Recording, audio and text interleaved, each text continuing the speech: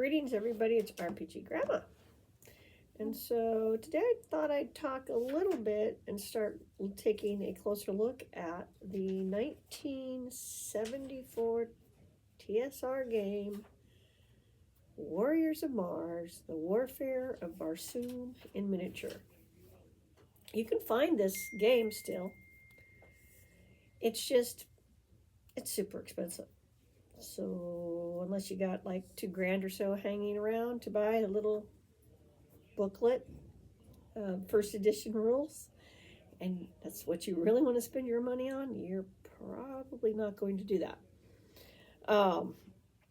And I had somebody Xerox me a copy. Yeah, here's the thing. It's never going to be reproduced. Ever, ever, ever. It's attributed to Gary Gygax and Brian Bloom. I know Brian does not have the best reputation, but nonetheless, that's who put the game together. And it was illustrated by Greg Bell. The art is not the greatest, but that's okay. We're talking 1970 miniature wargaming and role-playing game rules, which tend to be a little rough around the edges, not to say the least. And it's never going to be put back in print unless the wonderful people who run Edgar Rice Burroughs' estate were to suddenly say, "Hey guys, yeah, somebody reprint it. We're cool with it." And I just don't think that'll happen. However, there are some good reasons to look at the game. It does have some interesting mechanics in it. I know I've fiddled with it a little bit. It is predominantly a tactical war game. A good chunk of it is, moving your armies around, stuff like that.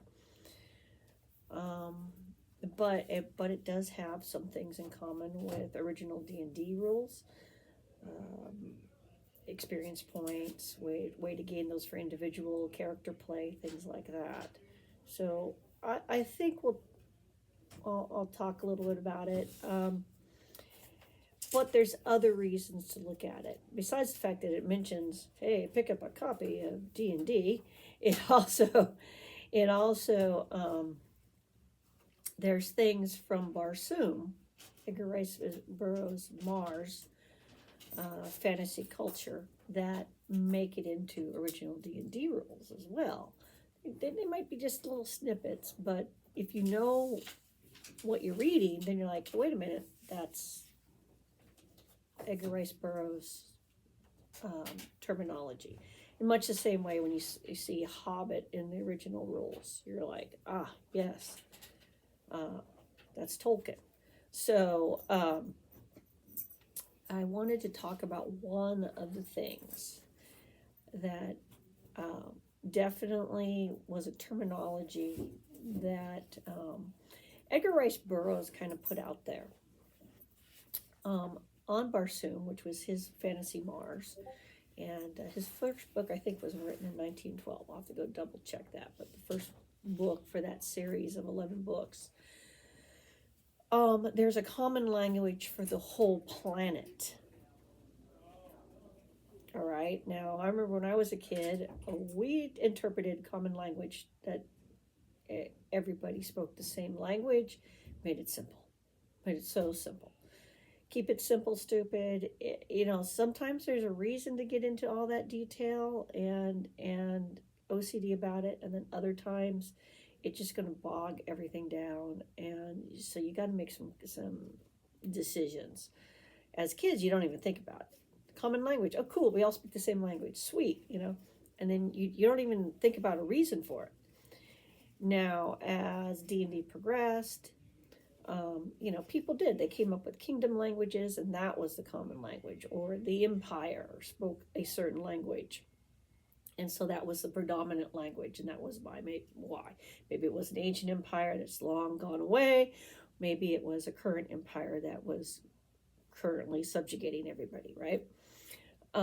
But that's what you saw develop in D&D in general. And in D&D games, the games that came out of D&D became their own systems. people like to have their own kingdom languages. You know, they like to have their own little cultures. Um, but on Barsoom, everybody speaks the same language.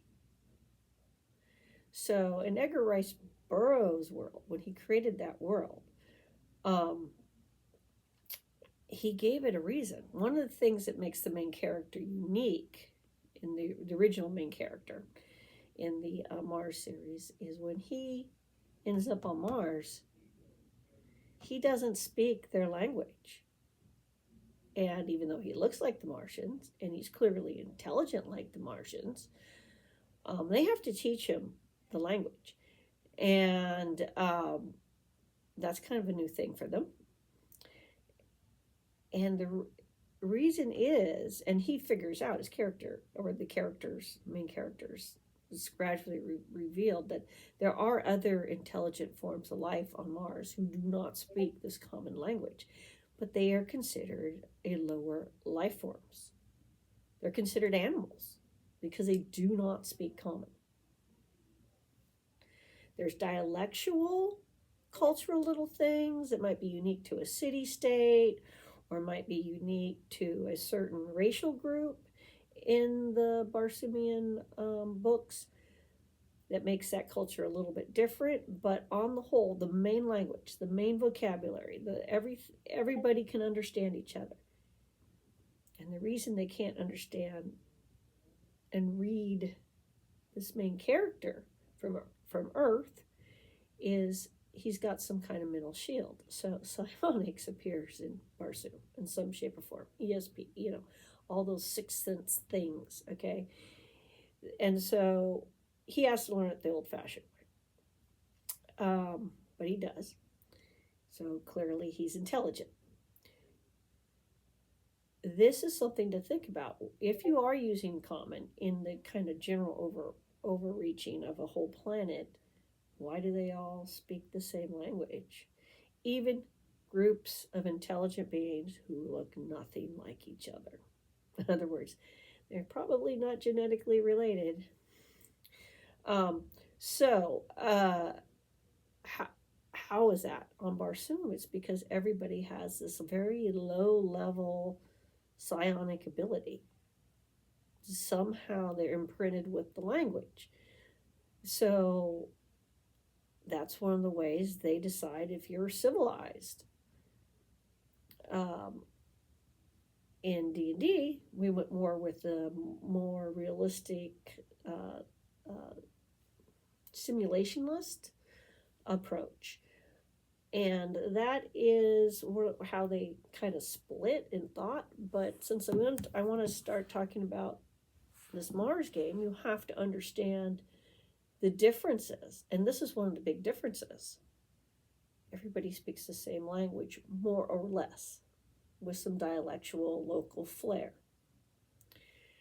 And the concept of a common tongue really comes from Edgar Rice Burroughs. And there's more to it than that. He actually had rules about what the Martian life forms were like and versus the Earth life forms. And this is important in creating a setting, an alien world, something that's unique and different that stands out. And it's something that I think would be worthy of discussing so that there's some ideas you can think about when you create your settings or continents or whatever for whatever you're doing. So we're going to look at Edgar Rice Burroughs and some of the things he did with his Mars thing, as well as some of these rules that TSR put out. And that's the plan. So I hope you guys look forward to looking at some old stuff. And everybody have a great day. Bye.